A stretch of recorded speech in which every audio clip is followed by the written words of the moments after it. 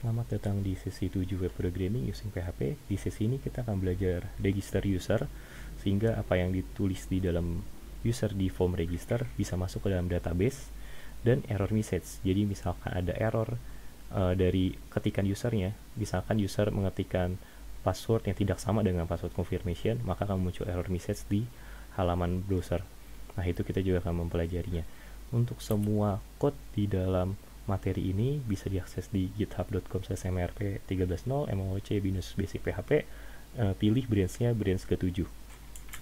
Oke, sebelum kita bisa membuat register user, tentunya database dan tabel harus ada terlebih dahulu. Nah, untuk membuat database dan table yang akan kita pakai, pastikan dulu di dalam SAM control panel Apache dan MySQL nyala. Bila sudah di start, sekarang kita akses PHP MyAdmin, tools yang sudah disediakan oleh SAM lewat browser. Localhost, ketik nomor portnya, tapi karena port saya 80, jadi saya tak perlu ketik nomor port, /php MyAdmin. Bila PHP MyAdmin sudah terbuka, Anda bisa buat database baru dengan klik new. Namun saya akan menggunakan database test yang sudah tersedia. Kemudian di dalam database test ini saya buat tabel baru dengan nama users. Kemudian klik go. Di dalam tabel users ini kita buat ID dengan auto increment, go.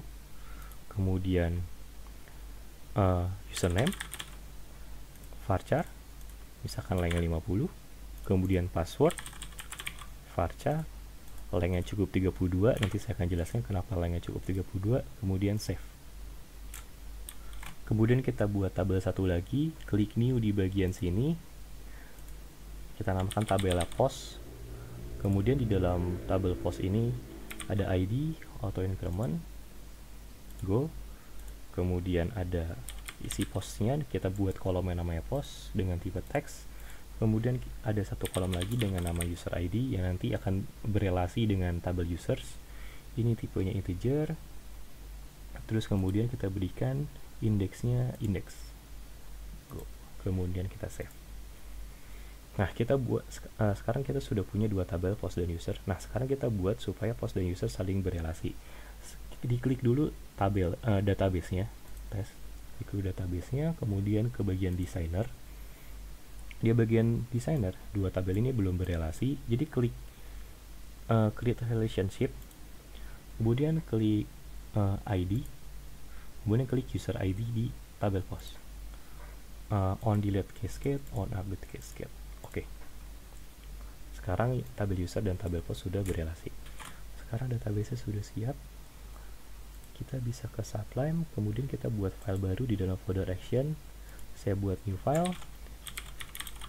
Saya beri nama connect.php. Save. Nah, di dalam connect.php ini saya buat tag baru. Saya buka tag PHP, kemudian di sini saya buat variabel, di mana variabel ini akan menyimpan hasil return dari suatu fungsi mysqli_connect. Di dalam mysqli_connect ada beberapa parameter. Parameter pertama adalah alamat di mana database-nya berada. Kemudian parameter keduanya adalah username dari PHP MyAdmin Anda. Saya pakai username root. Kemudian password saya kosong. Kemudian nama database-nya. Nama database yang digunakan, saya pakainya test. Nah, dengan ini kita buat satu koneksi ke dalam MySQL. Kita simpan di dalam folder di dalam variabel form. Nah, sekarang koneksi ke dalam database kita sudah siap. Sekarang kita akan main di file doregister.php. Di doregister.php kita akan terima masing-masing dari input dari form yang ada di login.php. Kita simpan aja ke dalam variabel $username. Saya terima dari $_post dengan key-nya username. Kemudian saya punya juga $password. Saya terima dari $_post password. Ini juga saya terima dari password confirmation. Nah, tiga variabel ini kita akan lakukan operasi validasi. Kalau misalkan ternyata validasinya nggak cocok, kita akan lempar balik ke halaman login.php. Di sini sementara saya buat tiga variabel dengan isinya string kosong. Yang satu variabel untuk menyimpan error username, yang satu untuk menyimpan error password, satu lagi untuk menyimpan error password confirmation.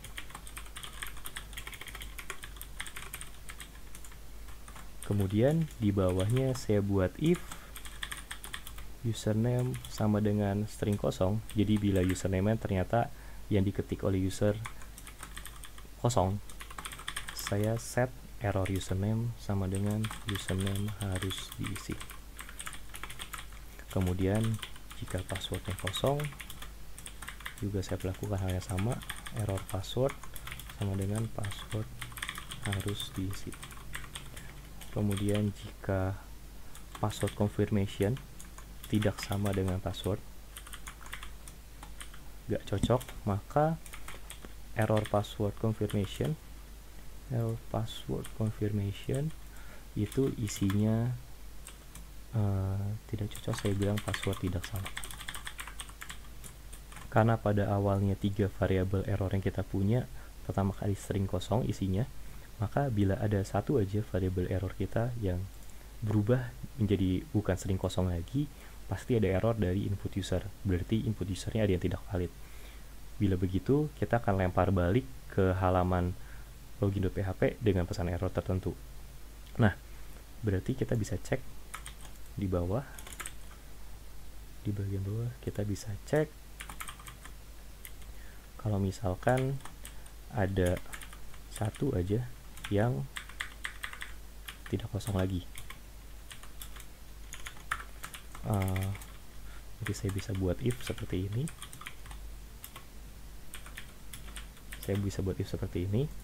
Bila ada satu aja yang ternyata kosong, ternyata tidak kosong lagi, maka saya bisa generate query string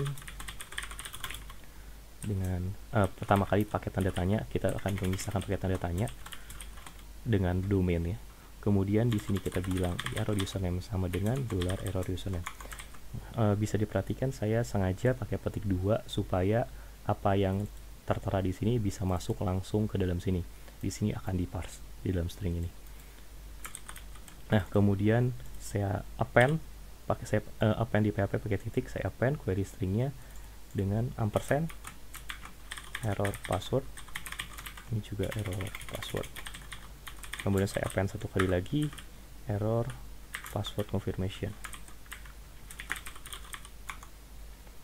Nah, bila sudah, kita lempar balik ke halaman login dengan cara header location titik 2 naik satu folder lagi, kemudian login.php. Nah, kita masukkan query stringnya ke dalam stringnya. Kemudian die untuk menghentikan proses di doregister.php ini. Nah, sekarang bisa kita coba di login.php. Pertama kali saya nyalakan dulu localhost saya, cmd, kemudian php s, saya nyalakan dulu web servernya, localhost titik 2000. Di Chrome coba saya akses local.2000 /login.php. Di sini saya coba langsung klik register. Nah, di sini bisa dilihat kalau misalkan error username, error password, dan error confirmation password dioper lewat URI, lewat method post. Berarti bagaimana caranya supaya yang data yang di atas ini bisa tampil misalnya di kanan form sini. Oke, berarti sekarang di login.php kita tambahkan span di bawah masing-masing input. Yang di sini saya tambahkan span tanda tanya sama dengan ini ekuivalen dengan echo sesuatu gitu. Nah, saya buat tanda tanya sama dengan error username. Oke, ini saya coba dulu. $get username, error username. Nah, oke, begini. Sekarang kita coba dulu, kita refresh. Nah, berarti akan muncul di situ. Namun masalahnya, bila ternyata query stringnya nggak ada, saya hapus, enter. Di sini malah muncul error undefined index karena error username tidak ditemukan dalam array get. Solusinya bagaimana? Solusinya kita bisa pakai iset untuk memastikan error username itu variabel yang valid. Jika iset ini jadi iset di hasilnya adalah true atau false. Kalau misalkan dia ada berarti hasilnya true, kalau misalkan nggak ada hasilnya false. Misalkan kalau ada berarti kita munculkan, kalau nggak ada kita munculkan string kosong aja. Nah oke, sekarang sudah aman. Mulai dari PHP 7 ada shorthand untuk versi iset kayak gini. Shorthandnya adalah pakai tanda tanya 2 kali terus string kosong. Ini ekuivalen dengan yang barusan kita lakukan. Jadi code yang ini ekuivalen dengan iset tanda tanya 1 kali kemudian get error username gitu. Jadi jauh lebih pendek menggunakan tanda tanya 2 kali. Nah sekarang tinggal password dan password confirmation kita lakukan hal yang sama. Saya copy, di sini juga saya copy paste. Oke, saya ganti ini jadi password dan di sini diganti jadi password confirmation. Oke, coba kita praktekkan di formnya string kosong, form kosong, errornya adalah username harus diisi, password diisi. Saya isi passwordnya, sisa password harus diisi. Saya isi username, saya isi password, password confirmationnya saya isi salah, berarti password tidak sama. Oke, sekarang berarti pesan errornya sudah berhasil muncul. Satu hal lagi yang bisa kita lakukan adalah lebih nyaman untuk user bila username barusan dia ketik tetap terketik di atas sini. Tapi supaya aman password tetap hilang, tapi username itu harusnya jangan hilang. Jadi apa yang dia ketik tetap tertulis di situ. Oke, bagaimana cara menampilkannya? Berarti di doRegister.php selain kita oper pesan error, kita juga bisa masukin dalam query string. Saya append lagi query stringnya. Saya tambahkan ampersand username sama dengan $username. Jadi username yang barusan sudah ditulis kita masukkan ke dalam query string. Nah di login.php bisa kita tambahkan di bagian inputnya. Di bagian input sini sebelah placeholder saya bisa tambah value sama dengan string kosong. Kemudian dalam string kosong ini saya buka tag PHP sama dengan, kemudian di dalam tag sini saya isi $_get username tanda tanya 2 kali ketik 1. Jadi maksudnya adalah bila di atas di dalam URI, di dalam query string ada username, maka akan dimunculkan username-nya. Kalau misalkan enggak, value-nya kosong. Kita coba aja. Saya refresh 1 kali, saya isi a misalnya 3 kali, enter. Maka username-nya value-nya masih ada value yang lama. Kenapa? Karena kita ambil dari query string di atas. Nah, validasi sudah berhasil kita lakukan. Sekarang bagaimana caranya supaya usernya berhasil masuk ke dalam database? Oke, kita balik ke doRegister.php. Kemudian di atas doRegister.php di paling atas saya tambahkan require satu string, di mana string ini merujuk ke connect.php yang kita punya. Berarti naik satu folder, kemudian file connect.php. Tujuan dari require ini adalah copy semua code di dalam sini. Semua code dalam connect.php akan di copy, dimasukkan ke dalam sini. Jadi sebenarnya yang dilakukan require adalah itu. Jadi copy sama persis apa yang di dalam suatu file, di copy sama persis ke dalam require-nya. Jadi otomatis kalau kita melakukan require begini, kita bisa memakai $con yang ada di sini. Oke. Sekarang di bagian bawah, setelah validasi lewat, setelah validasi berhasil lewati, kita siapkan satu query. Query insert berarti insert into users, nama tabel kita.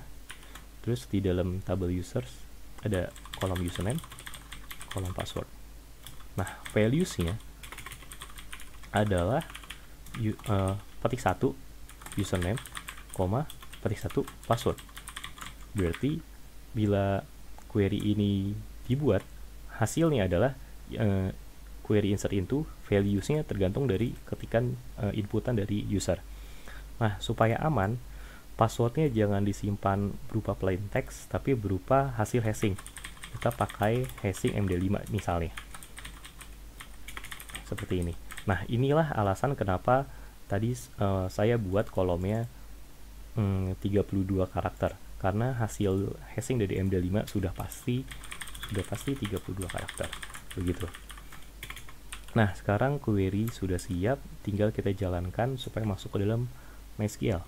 Kita bisa pakai fungsi MySQL_query. Parameter pertamanya adalah koneksinya, kita simpan dalam variabel $con tadi. Kemudian $query-nya, isi query-nya apa. Nah, sekarang sebenarnya data sudah berhasil masuk, berarti kita lempar balik lagi ke halaman login.php untuk mengabarkan ke user bahwa data sudah berhasil terregister, user sudah berhasil terregister. Saya buat satu query string dengan stringnya message sama dengan registrasi berhasil. Kemudian header location saya lempar balik ke login.php, saya masukkan query stringnya, kemudian di posisi die untuk memastikan semua statementnya selesai, tidak dijalankan lagi do register.php. Oke, kita coba aja.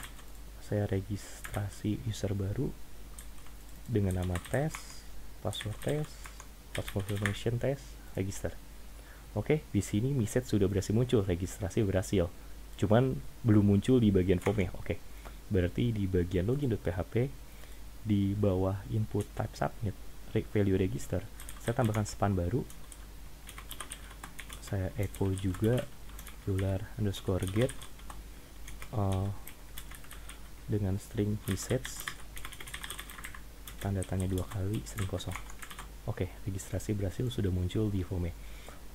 Nah, sekarang kita bisa tengok ke tabel user apakah benar username-nya berhasil masuk. Oke, berarti user baru berhasil terregis. Nah, materi register dan error message sekian. Seharusnya apa yang sudah kita code sudah berhasil register dan validasinya dan error message-nya. Oke, kita akan lanjut ke materi berikutnya.